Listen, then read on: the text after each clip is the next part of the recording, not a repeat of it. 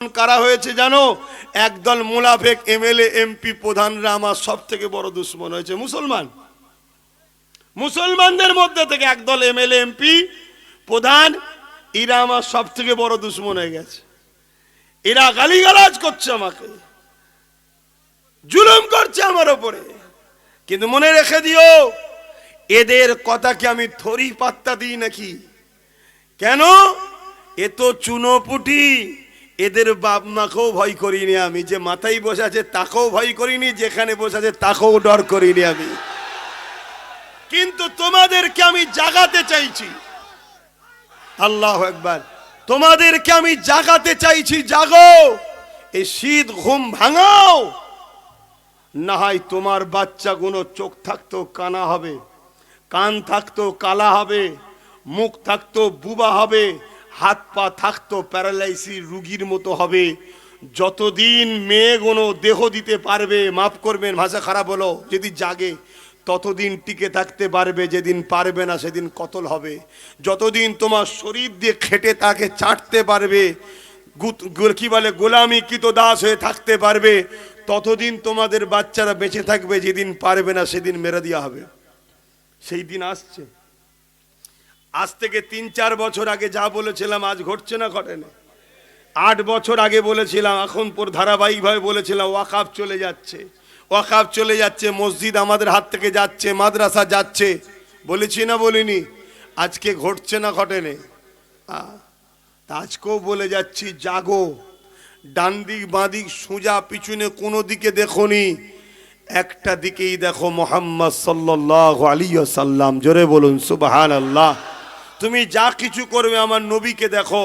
আর নবী বলেছে, আমার উম্মতেরা, দুনিয়ায় তোমরা মৃত্যুকে ভয় করবে না আর লোভ লালসায় পড়বে না। তাহলে মৃত্যুর ভয় ছাড়তে হবে, লোভ লালসাকে ছাড়তে হবে। আর রসুল আর এক হাদিসে বলছে, তোমরা নেতৃত্ব মানবে কোরাইশ বংশের। নেতৃত্ব মানবে কার? কোরাইশ। আমি নবী আমার আওলাদদের নেতৃত্ব মানবে, আমার খানদানের সন্তানদের নেতৃত্ব মানবে। সেই কোরাইশ বংশের ছেলে হয়ে আওয়াজ জানতে চাইছি, নেতৃত্ব দিলে মানবেন? হাত তুলে বলুন মানবেন? আলহামদুলিল্লাহ। ধর্মীয় ভাবে তো দাদা হুজুরকে আপনারা মানেন। দাদা হুজুরকে মানেন না? মানেন না? সেই দাদা পীরের আওলাদ আজ আপনাদের দুনিয়াবি স্বার্থেও লড়াই করতে নেমেছে। দুনিয়াবি স্বার্থে তার নেতৃত্ব মেনে নেওয়া দরকার আছে না নাই? হাত তুলে সাক্ষী দেন, দরকার আছে না নাই? মানুন, একটা বরকত পাওয়া যায়। সামান্য দেখুন না, একটু শুধু ঝুঁকেছেন, আপনাদের দাম বেড়ে গেছে। এত চিল্লে কোনোদিন ঈদ বকরা ঈদের ছুটি পাইনি, হঠাৎ করে শুনছি নাকি 2 দিন করে ছুটি হয়ে গেছে। শুনছেন না?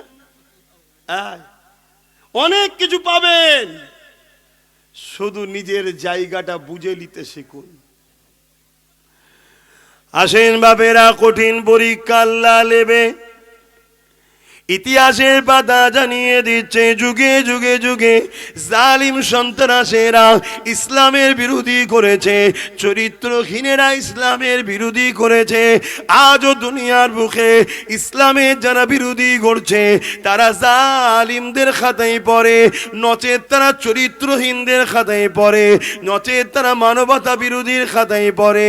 এ যুবকেরা, তরুণেরা, বাপেরা, দেখুন আজকে আমার ইসলাম নিয়ে কত বড় মিথ্যাচার হচ্ছে।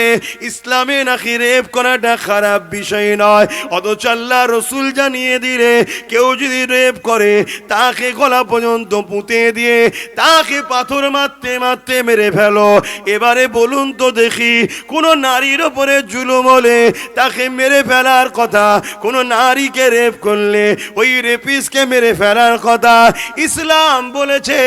কিন্তু যারা আজকে নামা ইসলামের বিরোধী করছে, তারা কি এই আইনটাকে, তারা কি নারীদের ওপরে জুলুম হলে, নারীদেরকে রেপ করলে তারা কি নারীদের পক্ষে দাঁড়ায়? না দাঁড়ায়, না দাঁড়ায় না। এ নওজোয়ান তরুণেরা, বাপেরা, আর ইসলাম নারীদেরকে কত সম্মান দিয়েছে আল্লাহ নবী জানিয়ে দিলে, কারো ঘরে যদি একটা কন্যা সন্তান হয়, ওই নারীর বাবাকে আল্লাহ কন্যা সন্তান দিয়ে ওই নারীর আব্বাকে, ওই নারীর বাবাকে আল্লাহ পাক জান্নাতে সংবাদ দেয়।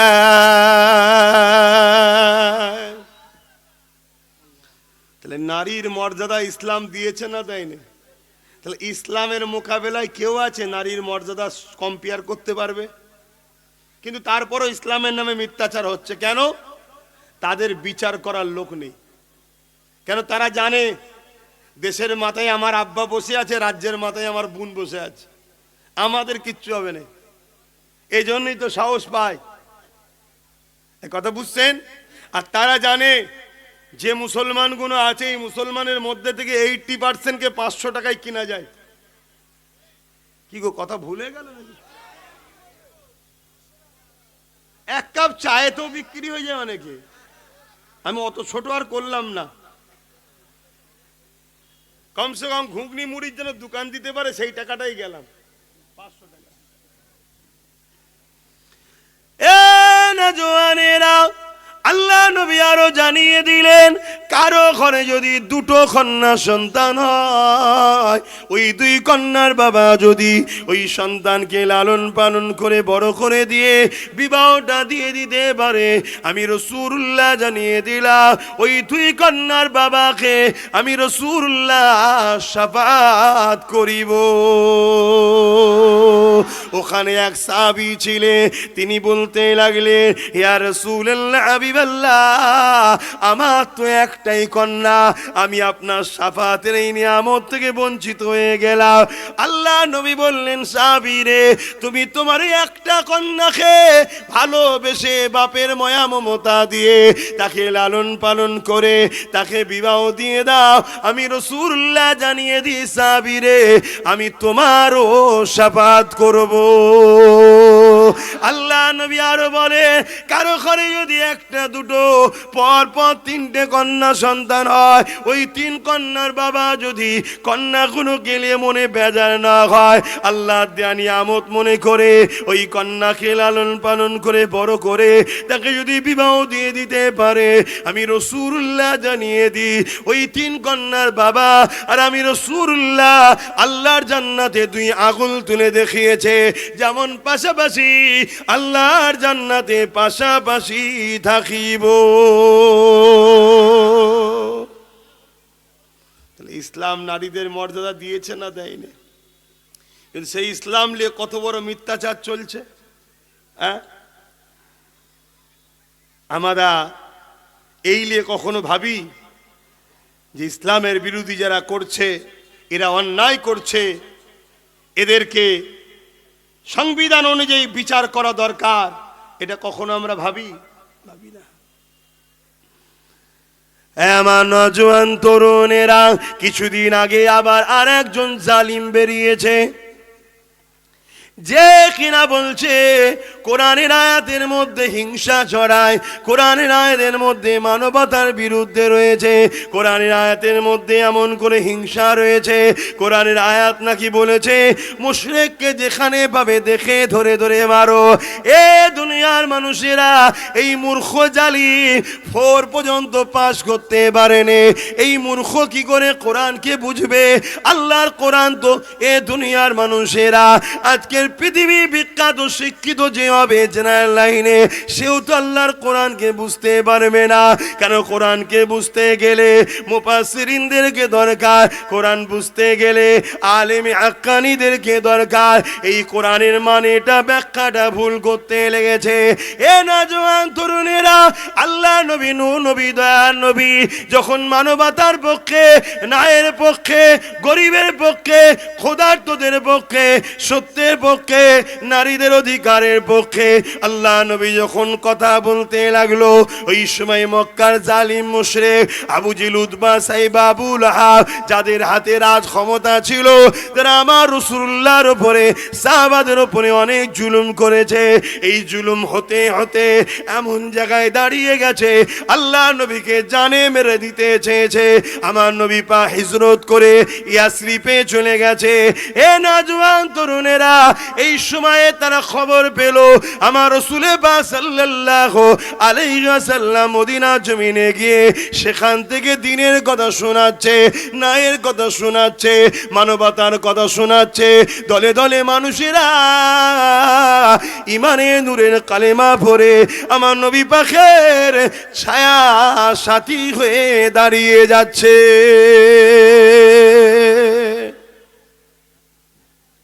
আমার রাসূলুল্লাহর উপরে কত জুলুম করেছে আমার নবী পাক সাল্লাল্লাহু আলাইহি ওয়াসাল্লাম মের সঙ্গে জালিমরা একটা শান্তি চুক্তি করেছিল। সেই চুক্তি একতরফা হয়েছিল। মক্কা থেকে যদি কেউ মদিনায় যায় তাকে মক্কায় ফিরিয়ে দিতে হবে, কিন্তু মদিনা থেকে কেউ যদি মক্কায় আসে তাকে ফিরিয়ে দেওয়া হবে না। কি একতরফা নয়? বলুন বলুন। তারপরে আমার রাসূল পাক সাল্লাল্লাহু আলাইহি সাল্লামের নাম যখন লেখা হয় মুহাম্মদ রাসূলুল্লাহ, তখন বলল এই রসুলটাকে কাটতে হবে, আমরা রসুল বলে মানি না। আল্লাহ নবী শান্তির স্বার্থে রসুলটাকেও মুছে দিলেন। শুনছেন? একতরফা চুক্তি হওয়ার পরেও মক্কার ক্ষমতাশালী শাসক আবু জিল উতবা সাইবার বাহিনীরা তারা ওই শান্তি চুক্তিকে ভঙ্গ করে আমার নবী সাহাবাদেরকে হত্যা করা শুরু করলো। আমার নবী সাহাবাদের পরিবার ঘর বেটিদের ওপরে জুলুম অত্যাচার শুরু করলো, নারীদের উপরে অত্যাচার শুরু করলো। আমার আল্লাহ পাক তখন ঘোষণা দিলেন, হাবিব এরা চুক্তি করেছিল নিজেদের মন মতো করে, তারপরও আপনি শান্তির জন্য মেনে নিয়েছিলেন। একতরফা চুক্তি হওয়ার পরও আপনি মেনে নিয়েছিলেন, কিন্তু আজকে তারাই চুক্তিকে ভঙ্গ করে এলাকায় সন্ত্রাসী করছে, এলাকায় জুলুম করছে, এলাকার শান্তিকে বিঘ্ন করছে। আমি আপনাকে আদেশ দিচ্ছি, 4টে মাস আছে ইসলামে লড়াই করা হারাম, এই 4 মাস সময় দিচ্ছি, এদেরকে ঘোষণা করেন। এরা যদি পরিবর্তন হয়ে যায় ভালো, যদি না হয় 4টে মাস কেটে যাবার পর এই জালিম অত্যাচারী মুশরিকগুলোকে যেখানে পাবেন সেখানেই এদেরকে শাস্তি দেন, এদেরকে ধরেন, পাকড়াও করেন, কতল করেন। কথা বুঝে আসছে না? না আমার কথা বুঝে আসছে তো নাকি? আজকে পাকিস্তানের সঙ্গে আমাদের একটা চুক্তি হয়েছে না হয়নি? একটা বর্ডার তৈরি হয়েছে না হয়নি? আজকে তারা তাদের, আমরা আমাদের।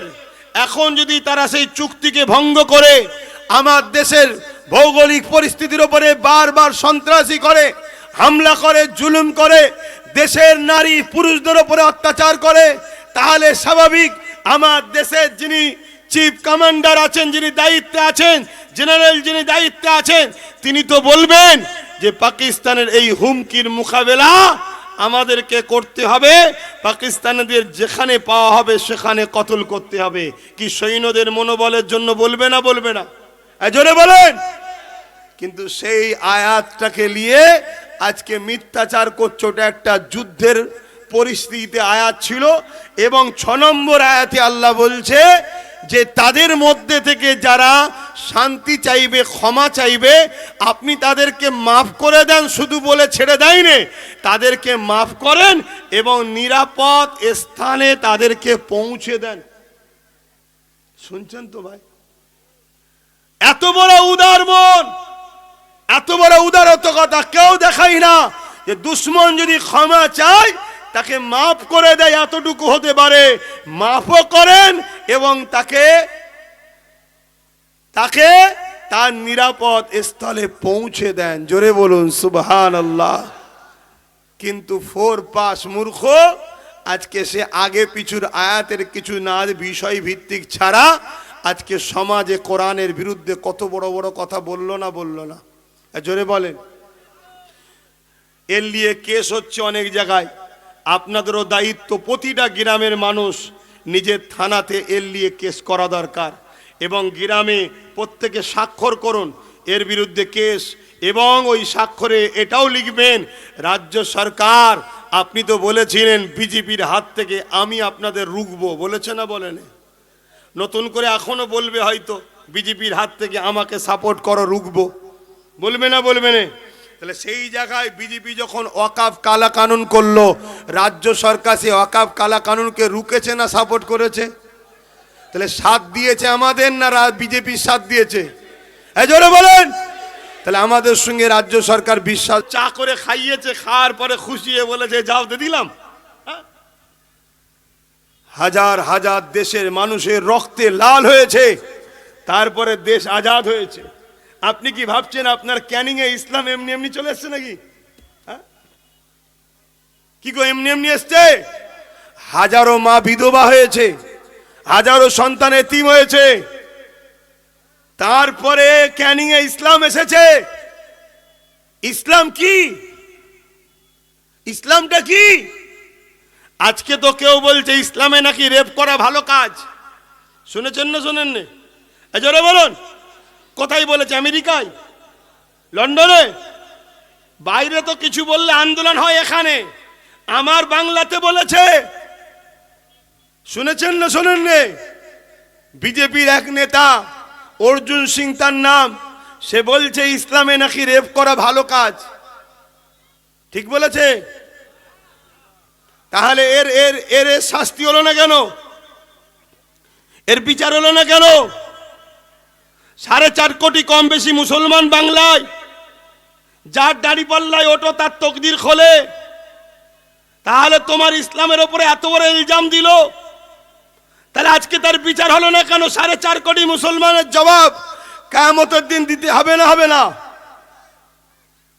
ভাবো, ভাবতে হবে পরিস্থিতি কোন জায়গায় এখনো দেখে অনুভব করো। আজকে এত বড় ইলজাম, যে ইসলাম নারীদেরকে কেউ ধর্ষণ করলে তাকে গলা পর্যন্ত পুঁতে পাথর দিয়ে মেরে ফেলার হুকুম দিয়েছে, আজকে সেই ইসলামের বিরুদ্ধে তারা বদনাম করছে যারা রেপিস্টদের ঘরে মোটা অঙ্কের টাকা দিয়ে জামিন করিয়ে বাইরে বার করার, তার গলায় মালা দিয়ে ঘোরায়। আজকে সেই ইসলামের বিরোধী তারা করছে যারা রেপের রেট লাগায়, এত রেপ হলে এই বয়সে রেপ হলে এত টাকা, এই বয়সে রেপ হলে এত টাকা, তারা আজকে ইসলামের সমালোচনা করছে। এর জন্য দোষী আমরা। কেন? আমরা মরে গেছি, আমরা শুধু বেঁচে আছি সুরাতে সকলে, আমরা ভেতর থেকে মারা গেছি, আমরা বেঁচে নেই। আমরা যতটুকু আছি ইসলামের দুশ্মনদের দালালি পা চাটার জন্য বেঁচে আছি। এখনো সময় আছে, তৈরি হও, প্রস্তুত নাও। আগামী দিন যুদ্ধ করতে হয়, যুদ্ধ করব, তৈরি হও, প্রস্তুত নাও। তাহলে আল্লাহ তোমার ইজ্জত তোমাকে ফিরিয়ে দেবে, তুমি আবার প্রতিনিধিত্ব পাবে, তুমি আবার সম্মান পাবে। আমেরিকা তোমার দরের গোড়ায় এসে দাঁড়াবে, ব্রিটেন তোমার দরের গোড়ায় এসে দাঁড়াবে। 100 বছর আগে যেমন দাঁড়িয়েছিল, সুলতান আব্দুল হামিদের দরের গোড়ায় এসে আমেরিকা ব্রিটেন দাঁড়িয়ে থাকতো একটুখানি কথা বলা, সাক্ষাতের জন্য। এই তারিখ তো তোমরা ভুলে গেছো, এই ইতিহাস তো তোমরা ভুলে গেছো। আবার এই ইতিহাস যখন তোমাদেরকে শুনিয়ে জাগাচ্ছি, আমার সব থেকে বড় দুশ্মন